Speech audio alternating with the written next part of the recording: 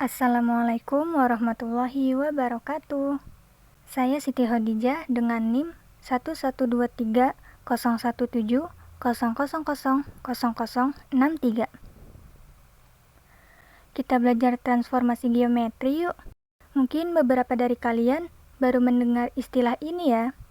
Tapi tenang, gak usah khawatir, gak susah kok. Apa sih transformasi geometri itu? Transformasi adalah suatu proses yang mengubah posisi atau bentuk suatu benda. Nah, kalau di matematika, transformasi sebuah bangun datar berarti memindahkan atau memetakan semua titik pada bangun datar tersebut ke tempat lain pada bidang yang sama. Transformasi geometri yang akan kita pelajari ada 4, yaitu translasi atau pergeseran, refleksi atau pencerminan, rotasi atau perputaran, dan dilatasi atau perkalian. 4 hal ini sering kita temui di kehidupan sehari-hari kan? Gimana kita sering bercermin, lalu muncullah bayangan kita di cermin dengan bentuk yang sama. Atau mindahin bidak catur saat kita main catur sama temen. Itulah contoh transformasi di kehidupan sehari-hari. Di video ini, kita akan belajar apa itu pergeseran atau translasi. Translasi terjadi jika kita menggeser suatu bangun dari satu lokasi ke lokasi yang lain tanpa mengubah ukuran dan bentuk bangun tersebut. Saat kita menggeser suatu bangun datar, maka artinya setiap titik sudut dari bangun tersebut kita geser ke arah dan jarak yang sama. Untuk melakukan translasi ini, kita membutuhkan seberapa jauh titik digeser secara horizontal dan secara vertikal. Besarnya perpindahan ini dituliskan dalam bentuk vektor translasi A dan B.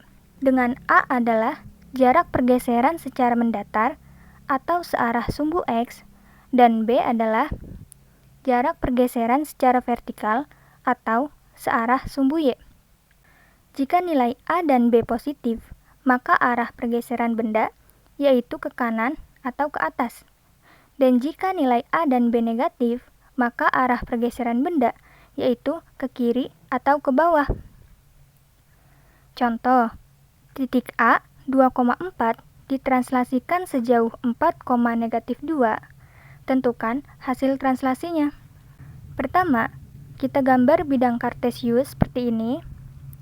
Kemudian kita gambar titik A yaitu 2,4.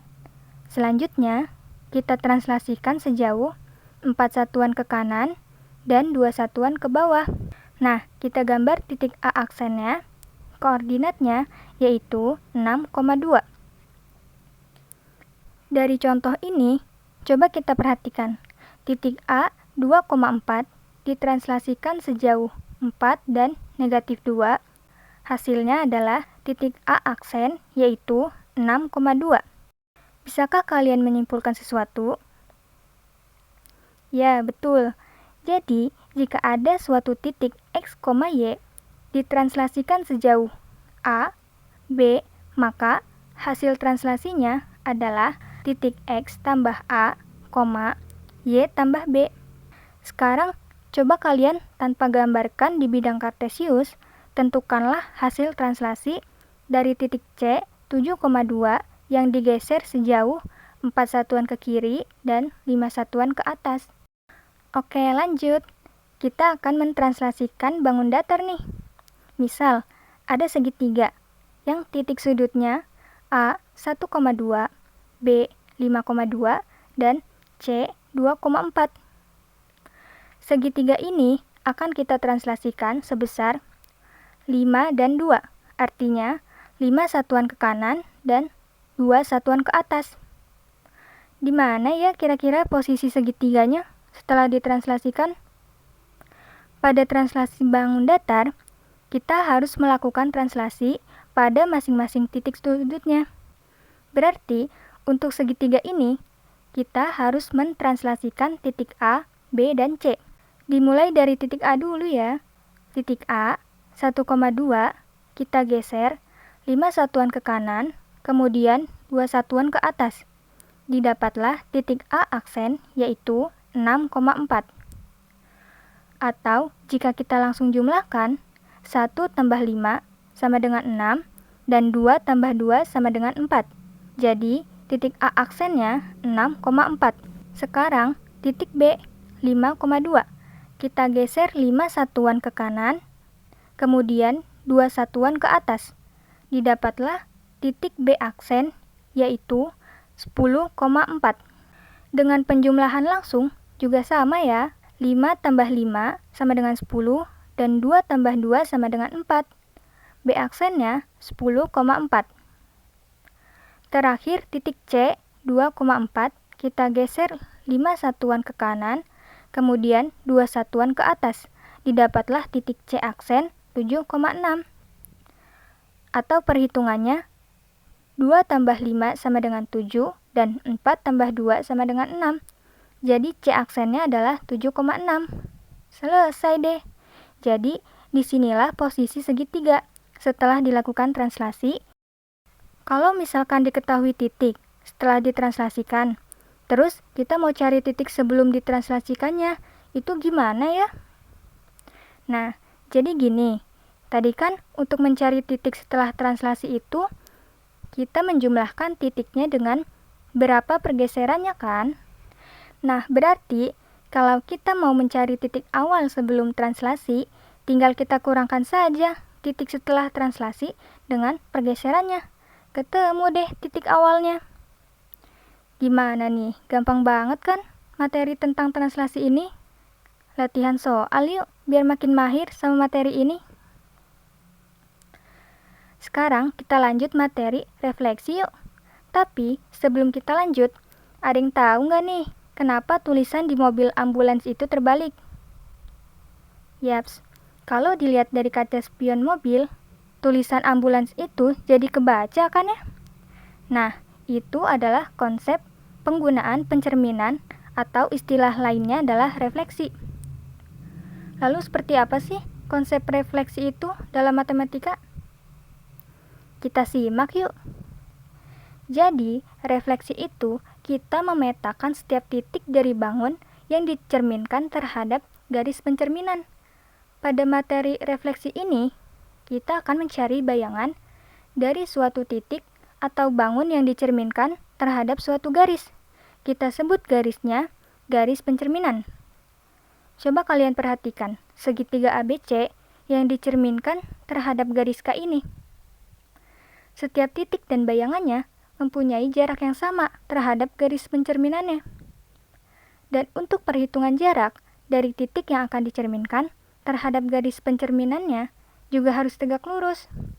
Selain itu, bentuk bayangan dan bangun yang dicerminkan itu sama, namun dengan posisi yang terbalik. Iya kan?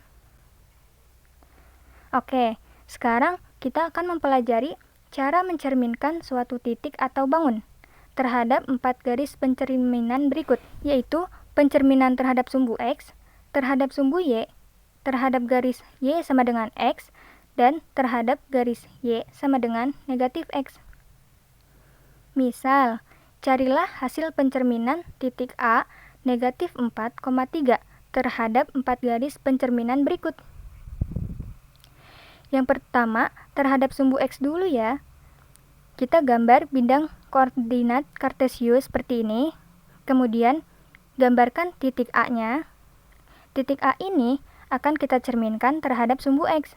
Jarak dari titik A ke sumbu X adalah 3 satuan. Artinya, jarak bayangannya pun pasti 3 satuan juga terhadap sumbu X. Sehingga didapatlah koordinat bayangannya, yaitu titik A aksen negatif 4, negatif 3. Lanjut, pencerminan terhadap sumbu Y. Jarak dari titik A ke sumbu Y adalah 4 satuan. Artinya, jarak bayangannya pun terhadap sumbu Y adalah 4 satuan. Sehingga, koordinat titik A aksennya adalah 4,3. Sekarang, pencerminan terhadap garis Y sama dengan X. Garis Y sama dengan X itu yang kayak gimana sih? Nah, ini adalah garis Y sama dengan X. Kita akan mencerminkan titik A terhadap garis ini. Jarak titik A ke garisnya bukan seperti ini ya, tapi harus tegak lurus terhadap garis. Jadi, jaraknya adalah ini. Di sini terlihat jaraknya sebesar 3,5 dari diagonal petaknya. Sehingga jarak bayangannya pun sama, yaitu 3,5 dari diagonal petaknya. Jadi, titik A aksennya adalah 3,-4. Terakhir, pencerminan terhadap garis Y sama dengan negatif X. Garis ini kebalikan dari garis Y sama dengan X, sehingga arah garisnya seperti ini. Kita cerminkan titik A-nya terhadap garis, didapatlah bayangannya titik A aksen negatif 3,4. Sekarang, mari kita buat kesimpulan.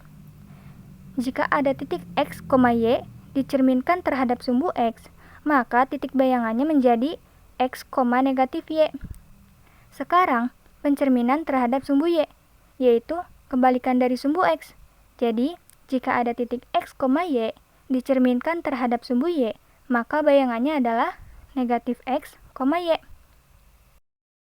Kalau pencerminan terhadap garis Y sama dengan X, maka titik bayangannya adalah Y, X. Nah, yang terakhir, sama seperti garis Y sama dengan X nih, tapi tandanya ada negatifnya. Jadi, jika ada titik X, Y dicerminkan terhadap garis Y sama dengan negatif X, maka titik bayangannya adalah negatif Y, negatif X.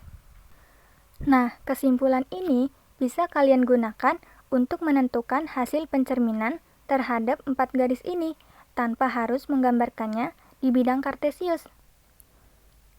Gimana ya caranya mencerminkan bangun datar? Sama aja kok dengan pencerminan titik. Kita tinggal mencerminkan semua titik sudut dari bangun datar yang akan kita cerminkan.